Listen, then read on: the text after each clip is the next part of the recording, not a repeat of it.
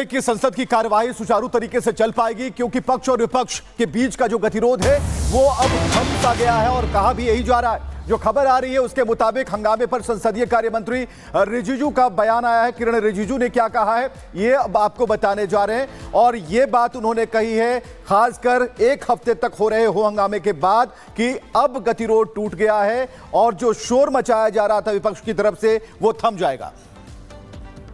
ये पार्लियामेंट में जैसा मेंबर्स का बिहेवियर है वो सब देश देखता है, और पार्लियामेंट का बहुत तरीके होते हैं चलाने का, रूल्स, रेगुलेशंस, कन्वेंशंस, कई चीज़ें होते हैं जिसको पालन करना होता है।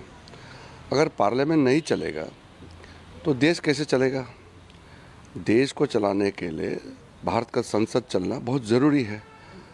एक चीज़ है जो बहुत सा लोगों को पता नहीं है, पार्लियामेंट ठीक से अगर नहीं चलेगा तो उसमें सबसे ज़्यादा नुकसान देश को होता है और अपोजिशन एमपीज़ को होता है। सरकार का काम तो करते रहेंगे, सरकार का पास में मेजॉरिटी है और हमारा बहुमत के कारण अगर कोई बिल पारित करना है तो हम तो वैसे ही पारित कर देंगे। अगर अपोजिशन चर्चा नहीं करना चाहते हैं तो भी हम बिना चर्चा का भी हम पारित कर सकते हैं क्योंकि मेजॉरिटी है, लेकिन ऐसा करना ठीक नहीं लगता है, इसलिए हम चर्चा चाहते हैं। और दिल्ली के मंगोलपुरी से एक बड़ी खबर आपको बता दें। दिल्ली के मंगोलपुरी में एक शख्स पर हमला किया गया है और घर में घुसकर शख्स पर हमला किया गया है। दिल्ली के मंगोलपुरी का यह मामला है जहां शख्स की गोली मारकर हत्या कर दी गई है। घर में घुसकर हत्या का यह मामला सामने आया है। ये वो जगह जहां पर गोली मारने की वारदात को अंजाम दिया गया है और शख्स की तस्वीर भी आपको दिखाएंगे जिसकी हत्या की गई है। अभी पुलिस मामले की जांच में जुटी हुई है कि आखिर मर्डर का कारण क्या है, किस वजह से यह हत्या की गई है। देखिए, इस युवक की उम्र ज्यादा नहीं है, आपसी विवाद में ही इसके घर में घुसकर हत्या की गई है। चलिए आगे बढ़ते हैं, अब इंटरनेशनल खबरों का रुख कर लेते हैं और बात करेंगे सीरिया की, क्योंकि सीरिया में विद्रोही गुटों का कोहराम लगातार देखने को मिल रहा है और हालात वहां पर गृह युद्ध जैसे बन गए हैं।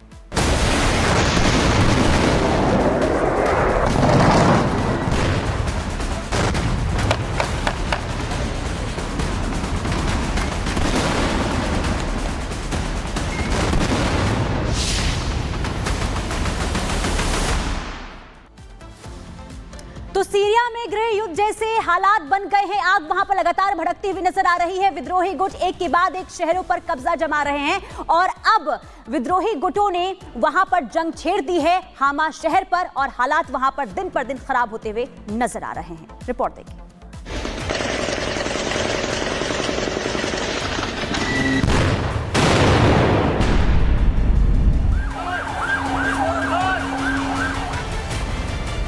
सीरिया में विद्रोहियों ने ऐसा कोहराम मचाया है कि वहां की असद सरकार की जड़ें हिलाकर रख दी हैं। एलेप्पो शहर के आधे से ज्यादा हिस्से पर विद्रोहियों का कब्जा हो चुका है और अब विद्रोहियों ने हामा शहर पर धावा बोल दिया है और कई इलाकों पर अपना कब्जा जमा लिया है। वहीं जो इलाके बच गए हैं वहां विद्रोहियों और सैनिकों के बीच भीषण युद्ध जारी है।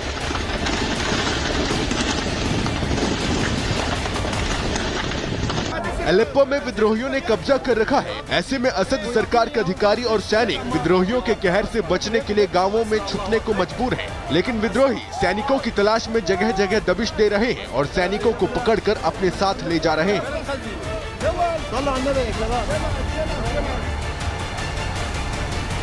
वहीं इदलिब शहर में अब हर तरफ तबाही का मंजर है। हर तरफ मातम पसरा है। भीषण गृह युद्ध में कई लोगों की जान चली गई है और अब उनके परिजन रो रहे हैं, बिलख रहे हैं। सीरिया के अलेप्पो शहर पर विद्रोहियों ने कब्जा कर लिया है। वहां सैनिक भी पीछे हट चुके हैं। इदलिब शहर पर भी विद्रोहियों का कंट्रोल हो चुका है।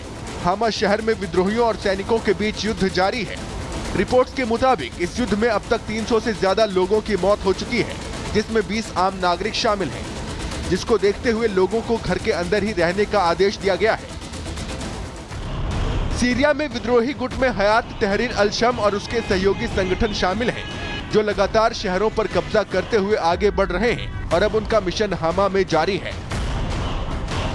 5 मिनट में भारत का रुख करेंगे। संभल पत्थरबाजी की घटना के बाद सुरक्षा व्यवस्था सख्त कर दी गई है। शाही जामा मस्जिद के सर्वेक्षण को लेकर भड़की थी हिंसा। सबल हिंसा को लेकर समाजवादी पार्टी विधायक का बड़ा बयान। कहा सरकार के दबाव में न्यायिक जांच कमेटी कुछ भी कर सकती है। हिंसा को लेकर शासन प्रशासन को छिपाने की कर रहा है कोशिश। संभल हिंसा पर सपा सांसद रामगोपाल यादव का बयान। कहा सर्वे के जरिए देश में अशांति पैदा करने की कोशिश। सुप्रीम कोर्ट से संज्ञान लेने को कहा।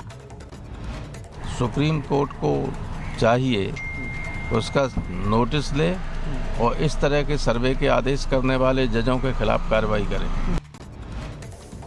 उत्तराखंड के रुड़की मंदिर में शिवलिंग पर लगा मिला खून। शिवलिंग पर खून चढ़ाकर अपवित्र करने के आरोप में एक मुस्लिम युवक गिरफ्तार। ब्रिटिश सांसद बेरी गार्डियर ने बांग्लादेशी में अल्पसंख्यक हिंदुओं पर हिंसा का मुद्दा उठाया। विदेश मंत्री से पूछे कई सवाल।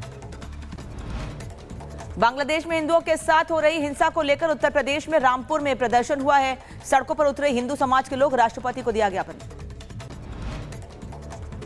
चिन्मय दास के वकील रामदेन रॉय पर जानलेवा हमला किया गया। चिन्मय दास के लिए कानूनी लड़ाई लड़ रहे हैं रॉय। हमले में घायल वकील अस्पताल में भर्ती। बांग्लादेश में चिन्मय दास की जमानत पर सुनवाई आज। चिटगांव कोर्ट में होगी जमानत याचिका पर बहस। फर्जी मामले में यूनुस सरकार ने किया है अरेस्ट। जामा मस्जिद बनाम नीलकंठ महादेव मंदिर मामले में सुनवाई आज। हिंदू महासभा की ओर से अगस्त 2022 में मस्जिद की जगह मंदिर होने का किया गया था दावा। वाराणसी में उदय प्रताप कॉलेज पर वक्फ ने किया दावा। विरोध में छात्रों ने किया प्रदर्शन। तमिलनाडु के तिरुमलाई में बाढ़ बारिश के बाद बुरा हाल। ड्रोन तस्वीरें सामने आई। लोगों के जीवन की बढ़ी मुश्किलें। तिरुवन्नामलाई में भूस्खलन की वजह से 7 लोगों की मौत। घटनास्थल पर रेस्क्यू ऑपरेशन जारी। मृतकों के परिजनों में पसरा मातम। तमिलनाडु की कृष्णागिरी में फेंगल ने मचाई तबाही। कई वाहन सड़कों के किनारे पलटे। चेन्नई त्रिची हाईवे पर आई बाढ़। भारी बारिश के कारण ट्रैफिक रुका। कई इलाकों में भरा पानी। केरल की त्रिशूर और कासरगोड इलाके में जिले में फेंगल ने तबाही मचाई है। सभी स्कूल और कॉलेज बंद किए गए हैं। तमिलनाडु के विल्लुपुरम जिले के अरासुर में फेंगल तूफान से कई इलाकों में भरा पानी। प्रसिद्ध वर्की अम्मान मंदिर में बना मुरुगन मंदिर नदी में बहा। उत्तराखंड के उधम सिंह नगर में पुलिस और बदमाशों के बीच मुठभेड़ हो गई। पुलिस ने एक गौ तस्कर को गिरफ्तार किया। पुलिस ने बदमाश के पास से हथियार और गौ मांस बरामद किए। उत्तर प्रदेश के मिर्जापुर में हथियार के दम पर पेट्रोल पंप पर लूट। 4 लाख कैश लूटकर फरार हुए बदमाश। घटना का सीसीटीवी सामने आया। मुजफ्फरनगर में सड़क पर देखी कार सवारों की गुंडागर्दी। कार की टक्कर के बाद दबंगों ने की मारपीट। बाइक सवारों पर बरसाए लात घूंसे। लखनऊ में शादी समारोह में मारपीट। खाना खाने को लेकर हुए विवाद के बाद हुई मारपीट। शादी में हॉस्टल से खाना खाने पहुंचे थे लड़के। जम्मू कश्मीर के उधमपुर में पुलिस की बड़ी कार्रवाई। 210 किलो अफीम के साथ ट्रक चालक गिरफ्तार। श्रीनगर से जम्मू की तरफ जा रहा था ट्रक। लखनऊ से एक हैरान करने वाली तस्वीर सामने आई है। इंस्पेक्टर की बेटी से ही लूटपाट हो गई है। बाइक सवार 2 बदमाशों ने पर्स के साथ महिला को कुछ देर सड़क पर घसीटा। पुलिस जांच में जुटी। उत्तर प्रदेश में अपराधियों के खिलाफ एक्शन जारी है। जौनपुर में ऑपरेशन लंगड़ा के तहत पुलिस ने 9 चोरों को गिरफ्तार किया है। गिरफ्तारी करके कब्जे से एक तमंचा, 2 खोखा कारतूस बरामद। मुजफ्फरनगर में प्रधान और समर्थकों की गुंडागर्दी। थाने में पुलिस और प्रधान के बीच हुई मारपीट। पुलिस ने कई